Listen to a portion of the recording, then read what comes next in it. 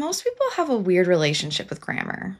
Some are taught a lot of rules they don't remember, or maybe they remember just enough to feel like they're bad at it.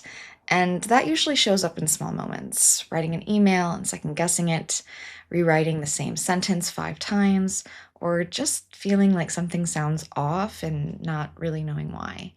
So, what people often think they need is more rules, more corrections, or better wording.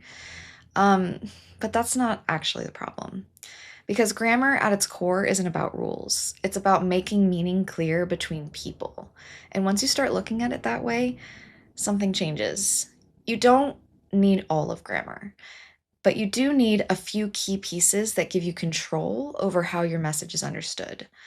And so I want to be clear about how I approach this. A lot of grammar instruction out there is what linguists call prescriptive.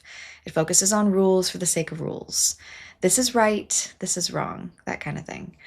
But language doesn't actually work that way in the real world. It shifts across context, industries, cultures, even teams. So the way I teach grammar is more descriptive. And this means I focus on what people actually do with language and what helps communication work.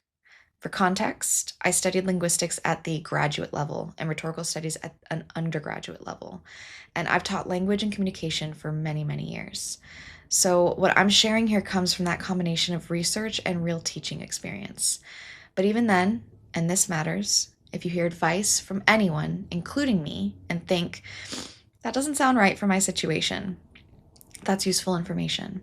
Because language is always tied to context.